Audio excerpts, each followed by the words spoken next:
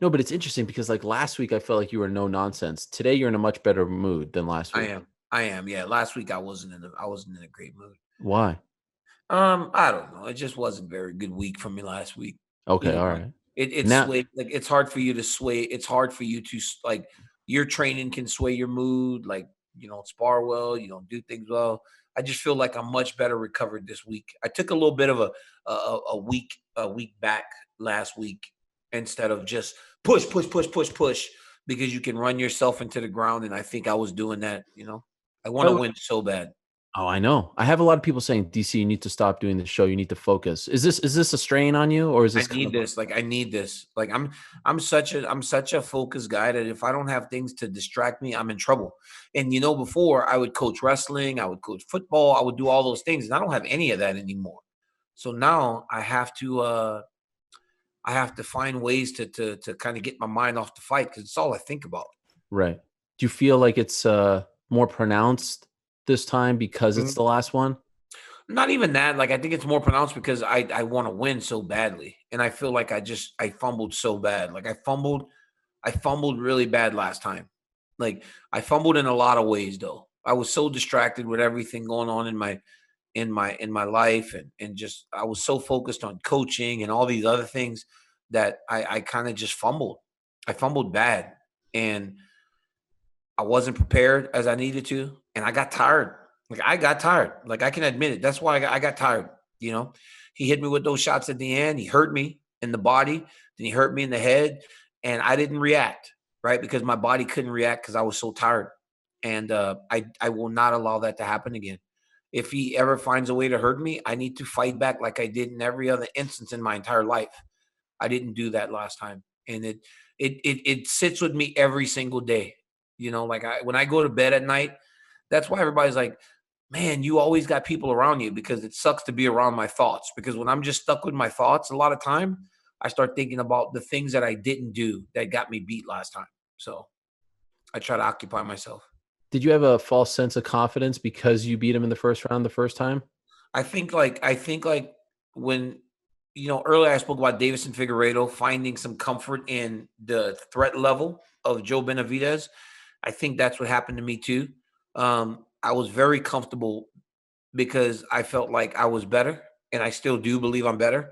But that was even like it was almost like reaffirmed after the first round because I would hit him with everything I threw. I mean, even at the end of the fight, I think I landed like 70% of my strikes. Like I barely ever missed. So it was just a bad combination that got me beat. And so I think about it constantly, Ariel. It's bad. It's really Like bad. dream about it?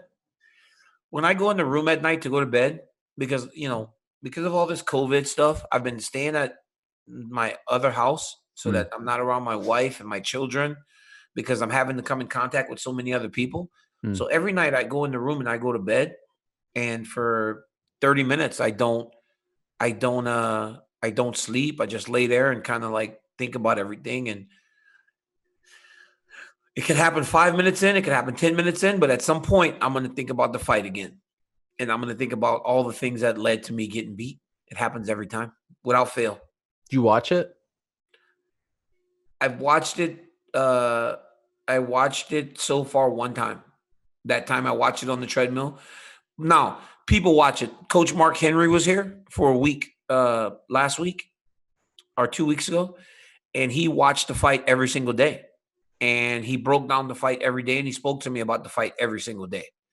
And I didn't need to watch it because I feel like through him I've watched the fight 100 times Hmm. because now I know every single punch he threw. I know that when I throw, he's always going to try to counter. I know that at the end of his combinations, there's a certain punch that comes every single time. Like because he just studies it and studies it and studies it and studies it that I'm so familiar with Stipe Miocic, not only from the time I spent in the octagon with him, but also through all that film study that coach has done. Here's my one worry. Is it possible that you will put too much pressure on yourself because you want to end with that Cinderella moment, winning the belt, last fight, all that you're adding too much pressure? There's enough pressure to beat Stipe, one of the greatest heavyweights of all time, right? No, it's not even about that. Like, so I just want to do what I'm supposed to do, right? And if that means win, that means win. But I want to compete to my ability. That wasn't the best of my ability, right? I know that because of who he is, there's a chance that he could beat me, right? Like, you got to be stupid not to think that a guy that has done all that he's done can win a fight. But if he does, I want him to be the best version of me, right? Like, if he wins that fight, I want him to do it by beating the best version of Daniel Cormier, not a guy that's not even a year out of back surgery and not in the best physical condition and not able to train himself to be who he is. That's all I want. I want to be able to go out there and compete to my potential. And with that said, I feel my potential is me winning the fight for sure. But I just want to be able to do it the way that I've done it my whole career. That's it. Thank you for watching ESPN on YouTube. For live streaming sports and premium content, subscribe to ESPN+.